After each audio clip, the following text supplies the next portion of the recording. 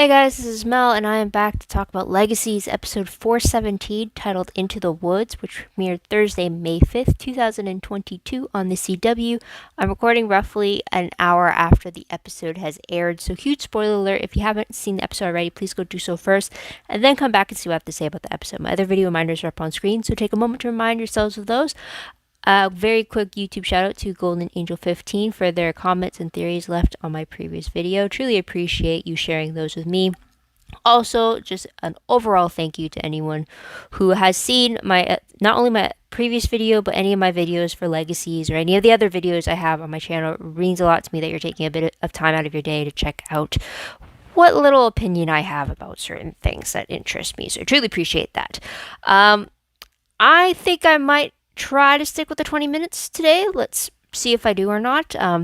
It was a kind of, I'll admit it right now, this wasn't my favorite episode. So we'll see what actually comes out of my mouth when the notes come to be shared. I don't know what that means. It's been a long day. But let's start with what happened in this episode. So first off, the episode title, or the quote, "Into the Woods," was said by MG to Lizzie as they were trying to find the Pokwoji. They were trying to use I guess power experiments on, or trying to gain some intel. So there's that. Timeline wise though, this takes place the day after the events of 416. They actually said it a few times in the episode, like yesterday, and stuff. So in reference to what happened in the previous episode. So there's that. Episode reminder, this is kind of where it's tricky, because if you look at the episode as a whole, reunions and confessions, I guess, would kind of be the thing I could sum this episode up. Though it's very hard with the quote "into the woods" to correlate that with reunions and confessions. So it's a little bit tricky. I mean, I'd prefer if it was a quote that actually related to what one of the biggest things in the episode were, or if we went even back to the old titling ways of Vampire Diaries in the originals, where the actual title referenced to what was actually happening in the episode. So at least you knew, like for example, Vampire Diaries Season 2, the episode The Last Dance, kind of know what that's going to be about. There's going to be a school dance involved that was supposedly supposed to be the last dance before Klaus's ritual for Elena. So you have something like that. And then, yeah, so it's like Red Door on the originals. You know that that's referring to Elijah's Red Door in his memories. We got references. We got memories of Tatiana. Tatia. So you have like the actual episode, its title itself, helping you and remember what the key thing of the episode was. For this one, I don't know how you can correlate Into the Woods with what actually happens in this episode, outside of the fact that, like, okay, 2 of the storylines, maybe 3, took place in the middle of the woods, but like there's woods in every episode, you know what I mean? So it's like not really the best reminders of sorts. So there's that. Featured creature of the episode is not really a new creature. We're still dealing with gods. We're still dealing with our traditional 3 species at the school. So I'll just leave it at that. Storylines, though, I will say I did technically pick up on 3. A few of them had their own little subplots going on with it. So the first storyline I will say is Stuck in Limbo. Second storyline is Atonement in the Works, which has a few sub ones going on in there. And the third one is A New Deal. I kind of, in a way, the 3 storylines, I kind of separated them more based on location. So Stuck in Limbo, obviously in Limbo. Atonement in the Works is kind of related to anything at the school. We're dealing with the school, and of course A New Deal is dealing with like the whole flower fields or woods outside the school scenario. So let's go out the first storyline. So again, Stuck in Limbo, this is where we find out that Hope, and it's actually Hope with her humanity reuniting with Landon in Limbo. Scratch the theory I had in the previous video. But anyways, they reunite, and Hope is determined not to leave Limbo until she can find a way to bring Landon back with her, even though that's not what the ferryman wants. He wants Hope to return to where she was. So throughout the whole thing, Landon tries to get Hope to learn her lesson. That's kind of the only way you could leave Limbo, essentially, is what he's getting at. So eventually he gets her to realize that Hope's lesson is that she will need, my understanding is that Hope needs to move forward without Landon, that she's going to have to leave him behind, and that it is her fate to, I believe if I heard it correctly, it is her fate to be the one left standing, or to continue forward to live, because she is immortal. She's going to have to watch a lot of her friends die, either from old age or because they don't have the immortality that she does. So that is something there. Oh, although I will say this though, since Hope, technically when she died as the tribrid and then she goes back to limbo, I'm wondering, do all vampires experience that? You know, when they get their head snapped, or if they die of human causes and then their vampirism heals them back to life, do they go into limbo while they're waiting for all that to kick in? Or is it only because Hope is a tribrid? Does that happen? Did that happen for any of the originals? Did that happen for Klaus anytime they died, or believed to have died? Did they go up to limbo and then get back to the ferryman and then cross over again so that they could reawaken again? Is that what happened? I don't know. Anyways, that was a really random question, but something I was kind of wondering. But anyways, eventually Hope and Landon do have their what seems like their final goodbye. Landon stabs her with the ferryman's scythe to get her to wake up in the real world again. When that all happens, though, Landon and the necromancer actually find out a little bit more about their contract with Zed, the djinn, and apparently the terms have changed.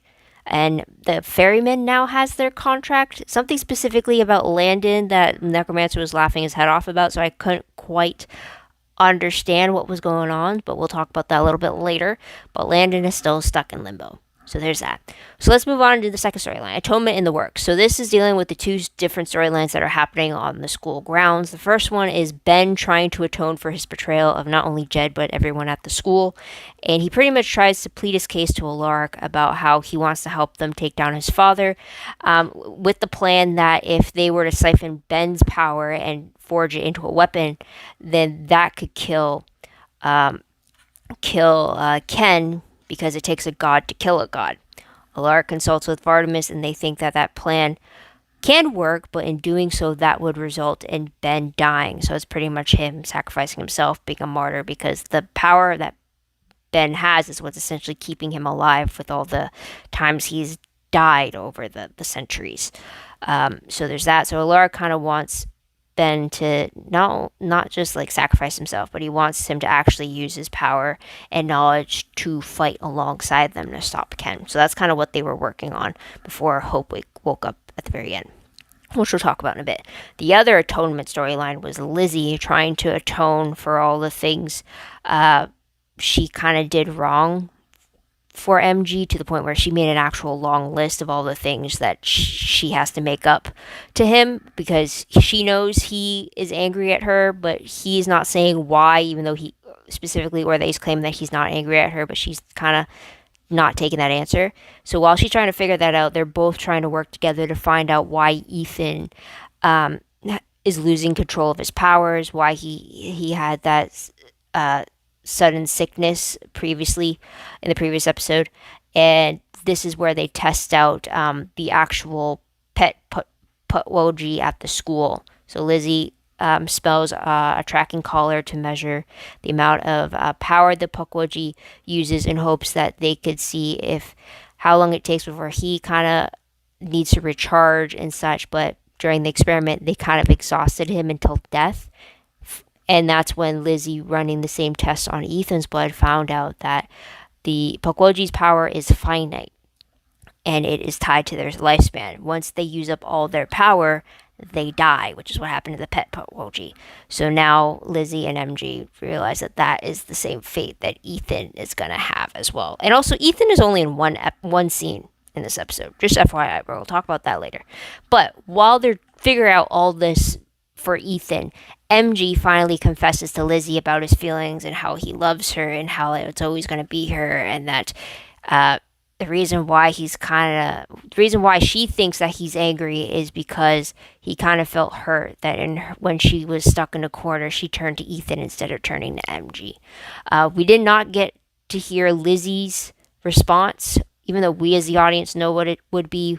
We don't know, MG does not know what that response would be, so we only have a half confession there before they realize that Ethan's life is running out of time. So there's that. Third storyline, though, with the new deals with Ken trying to recruit Aurora to his side to help him defeat the Tribrid, because as he said it before he went before he was locked away, he was known as the strongest being or the most powerful being in the world. And then when he woke up and found out that the Tribrid was claiming that title, he needed to right that wrong and defeat her so that he could reclaim that title again. So it took a lot of back and forth. Aurora kind of refusing, trying to get Tristan back, Ken refusing to do so because he did not deem Tristan worthy of a second chance, and then him kind of getting and then finding out that Aurora knew about Ken because she dived into Ben's memories. So Ken offered for her to do the exact same thing with him to get his truth. So she does that, and which reveals her getting a lot more emotional about it and ultimately deciding to side with Ken, and pretty much promises him to help him kill the Tribrid and anyone who stands in their way. So there's that. We'll talk about that later. But the last scene of the episode shows Hope waking up in Alarc's office just as he is dealing with another failed battle strategy with Ben's help with the little battle simulator from Vardamus, but now hooked up to the little chess piece. It's kind of like their version of wizarding chess, almost from like Harry Potter. So we see them doing that. Ben gets dismissed, and Hope and Alarc kind of talk about how like Hope really needs to be on the board now because the simulations were without their queen, which is Hope's chess piece, and Hope realizing that some fights cannot be won alone, and it looks like her fight against the gods, she can't do it on her own. So she's ready to be put in the game with everybody, with the rest of the super squad. So that's how it ends there, with Alarc adding her piece to the board and giving Hope her chess piece and saying it's her move, and Hope putting herself on the board. So there's that. I'm not going to go into characters specifically because I kind of already touched upon a bit of what each character reveal kind of did, but we'll move into tidbits very quickly. So we did not see Caleb, Cleo, Jed, Wade, Finch, or Jen at all in this episode. So that's something there. We do see the necromancer who I guess for a short period of time brought Landon back to the land of the living before the ferryman got a hold of him again, but that he did that because he wanted to get Landon out of limbo so that the necromancer could have his limbo life with his true love Selah, not realizing that Selah had found peace and left with the ferryman thanks to Landon's help.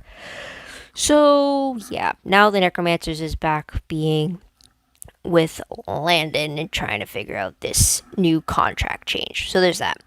An actual little bit of a tidbit is the fact that Ken and Aurora in real life are actually married. The actor who plays Ken, Luke Mitchell, and the actress who plays Aurora, Rebecca Breeds, are actually married and have been since 2013. I don't know if knowing that before the episode changes how I viewed some of the scenes, but we'll talk about it in a little bit. No worries. But let's move on to the most shocking moment of the episode. I think for me it has to be the fact that the necromancer was willing to send Landon back to the real world just so that he could spend his limbo life with Selah. I just definitely was not expecting that at all. And him spouting about true love and like finding how that like it has changed him, and then having that really like kind of flip once he realized that like nope, Selah had passed, she had found her peace, and that Landon is now in the real world, and now Hope can go back to the real world. That was kind of a surprise there. So just because I didn't think that was coming, but at this point I'm kind of a little over the necromancer. So there's that. But let's talk about favorite moments now. So favorite moment, I really like that MG's confession to Lizzie has finally happened. I guess that was the secret the synopsis was referring to, and I'm glad it was that one and not this secret little deal that he made with Ethan a few episodes ago about how Lizzie has to be the one that walks out of the fight with the gods. If it was that one, that's not really a long-standing secret, which is what I had an issue with. But the fact that it was actually him confessing his feelings to Lizzie, that's definitely a long-standing secret. I mean, like, is it really a secret?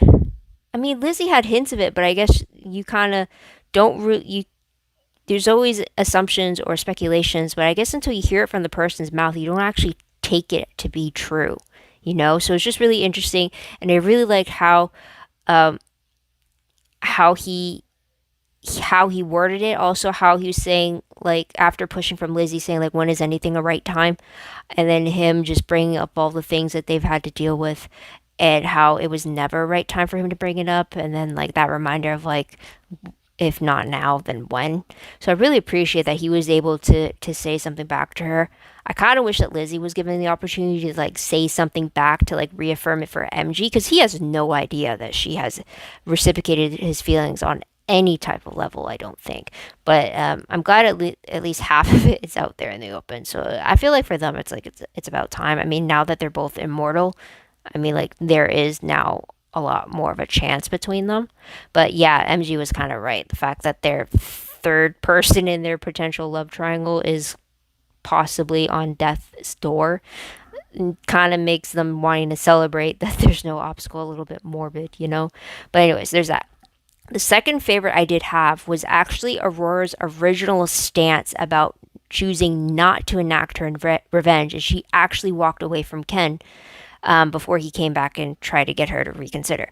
I really like that Aurora was actually reconsidering and taking note of all the things she's been through and the journey she went on with Lizzie, and how she came to a deeper understanding that her finding revenge is not going to change anything. It's not going to bring anybody back. It's not going to make her be happy. And it was just very interesting to see a lot in this episode about Aurora's conflictions, about her kind of being stuck between two decisions and her not just picking the more ruthless one or the one that kind of she would have picked if we were back in season 3 of the originals.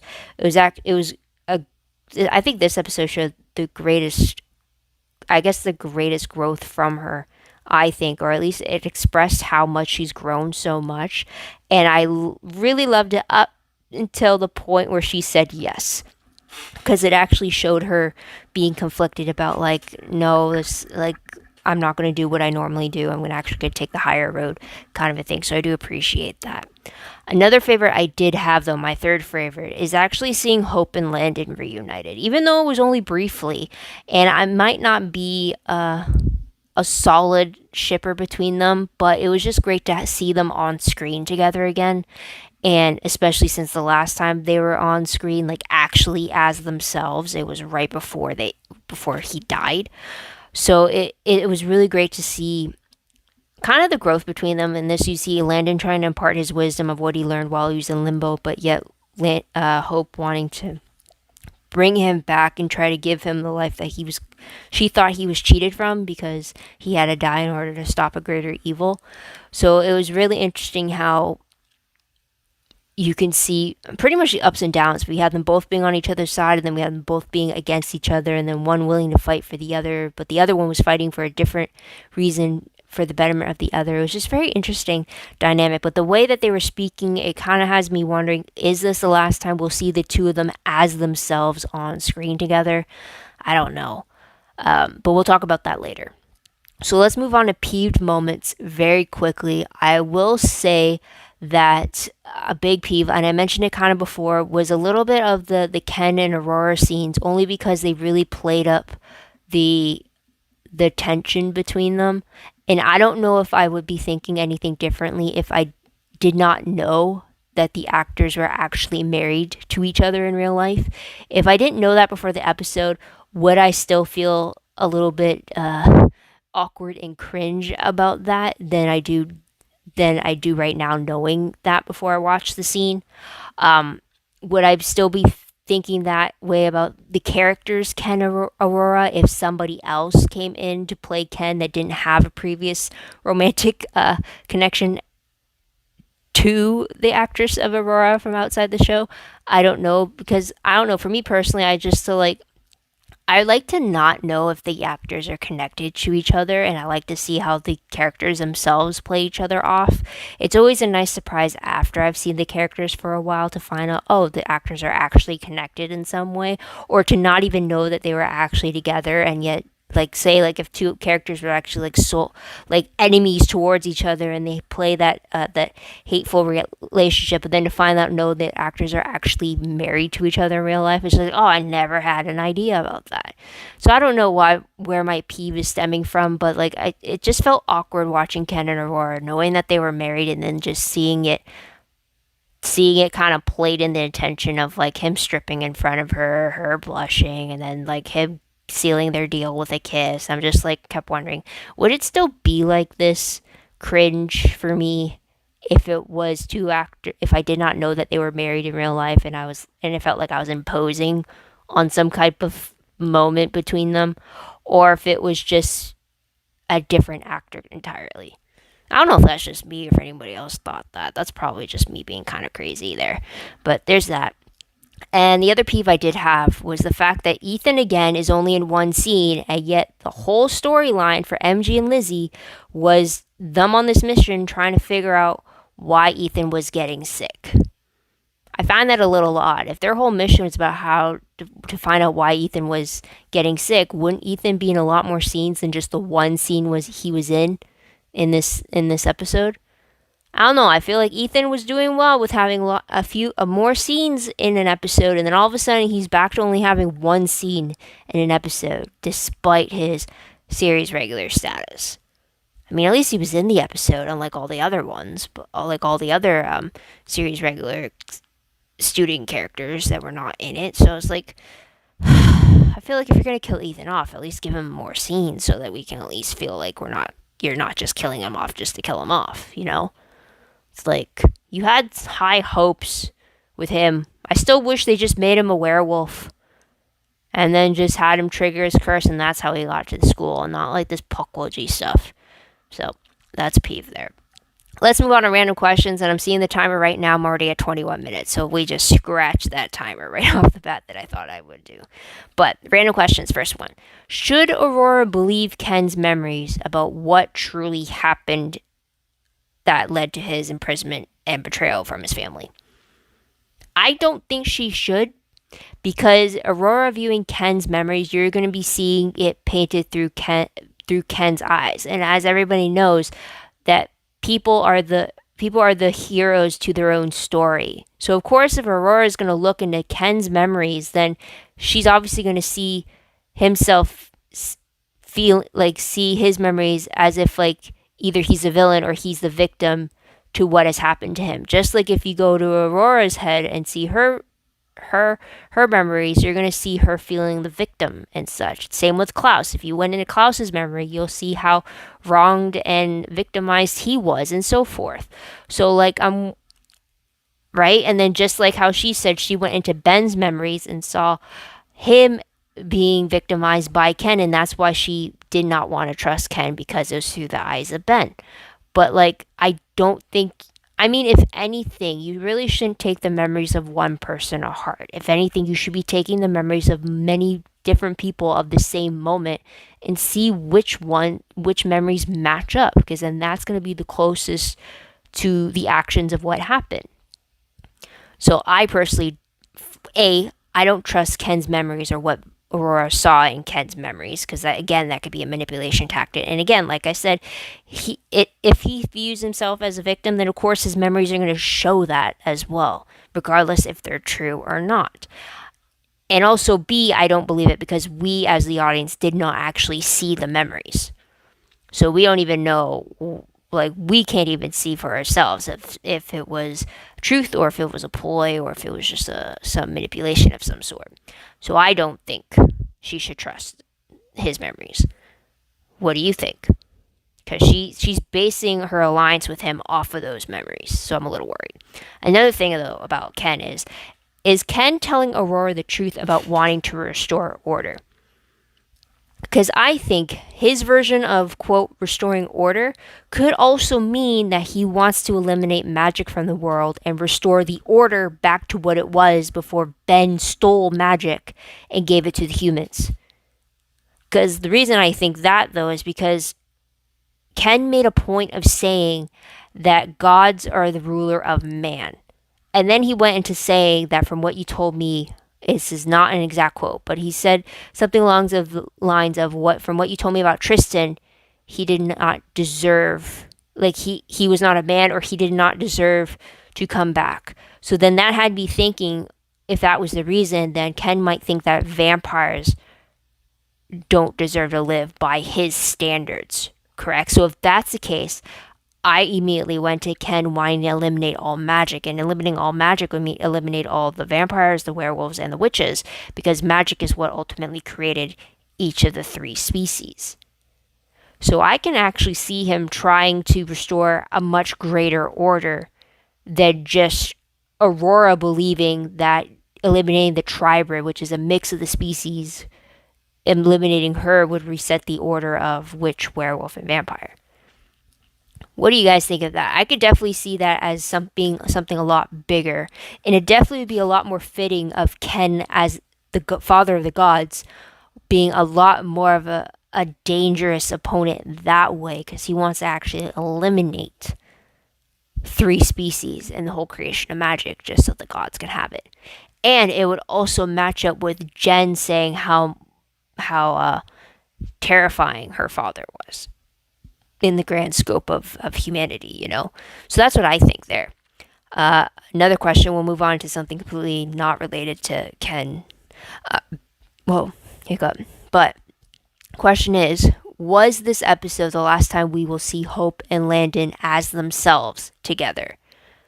They acted as if they will never see each other again, which kind of confused me, because if Landon stays in limbo, anytime Hope were to die, she can just pop in and do a quick little visit with him, and things would be all clear, all good for a moment, and then she just goes back to the land of the living and continues living on.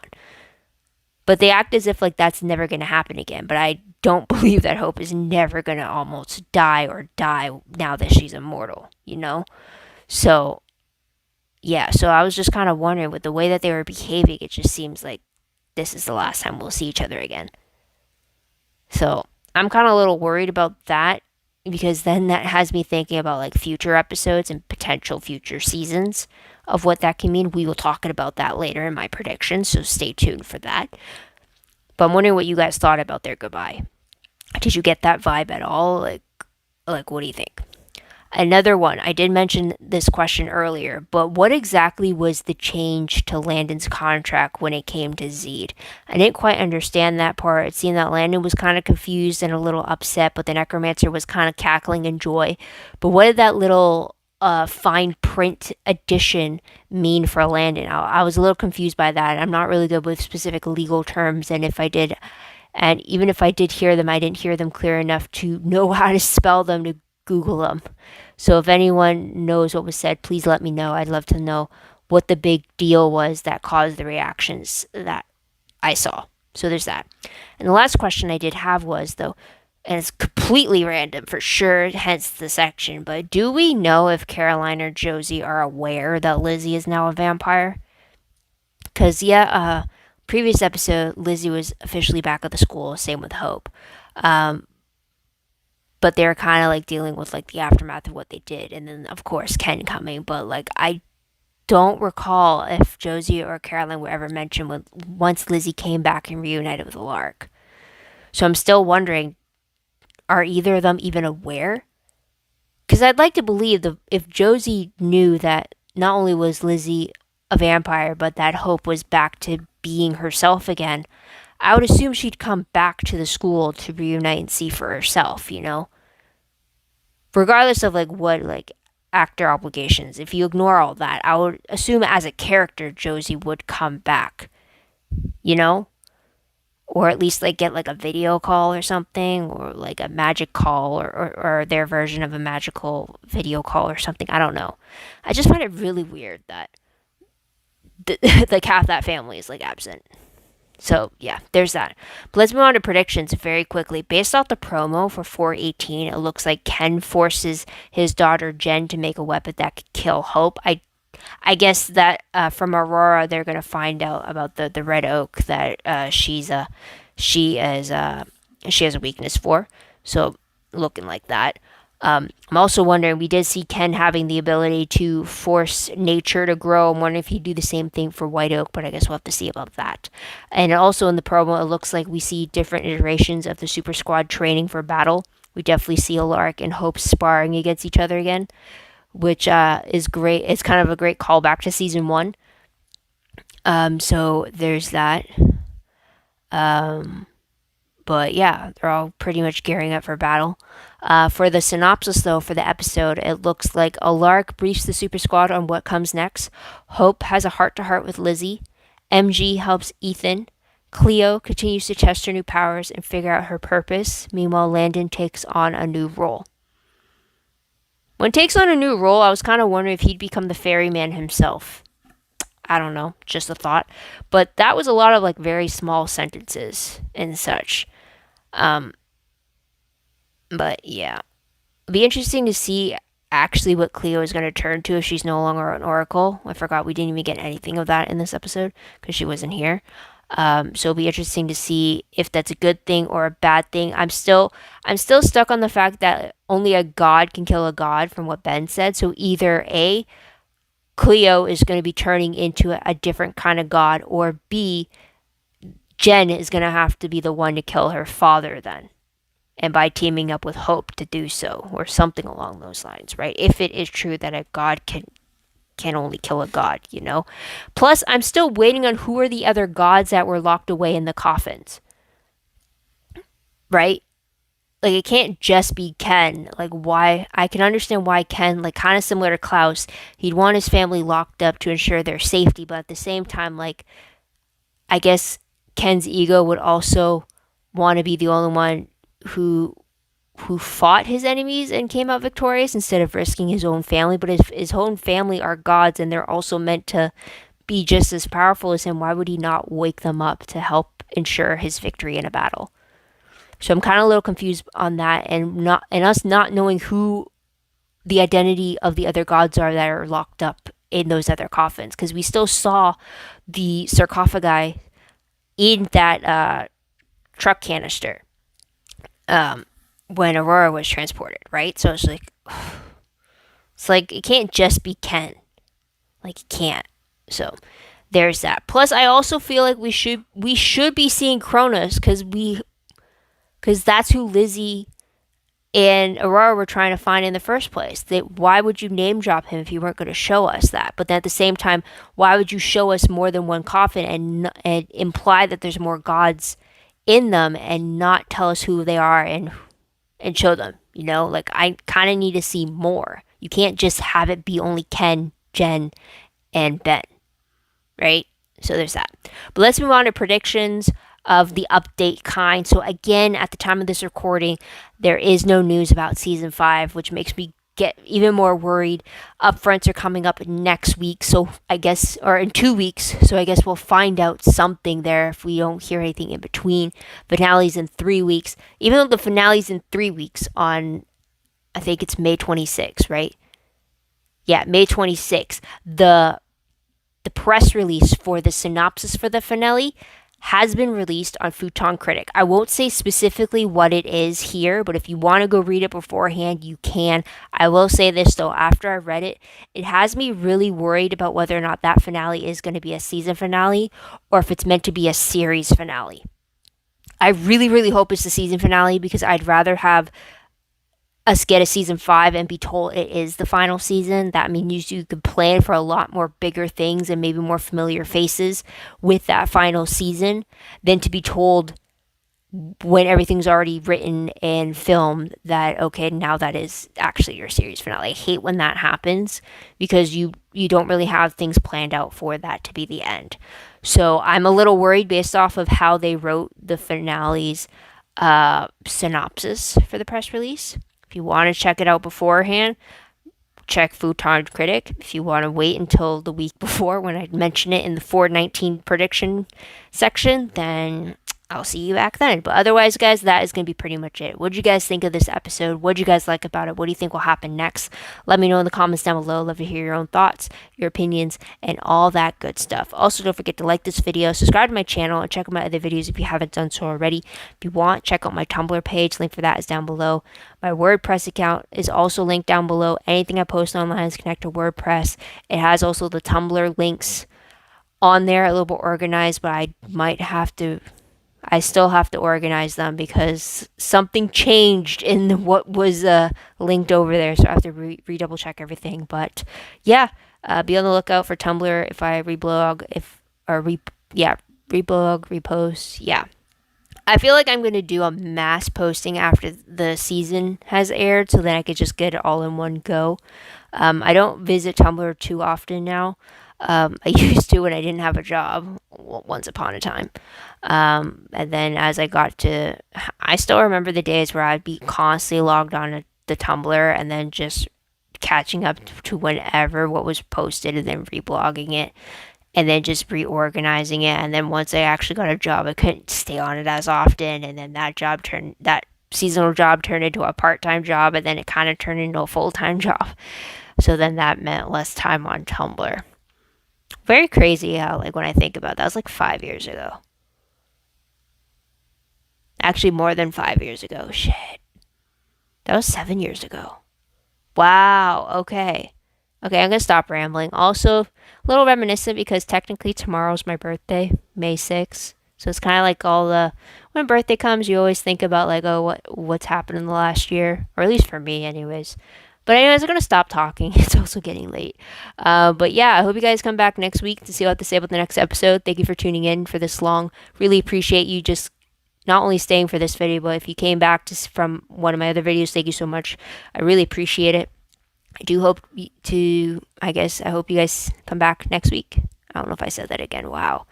Come back next week to see what I have to say. Until then, though, check out my other videos. But this is Mel. Wish you all a great day, great week wherever you are. Please stay safe. And until next time, bye for now.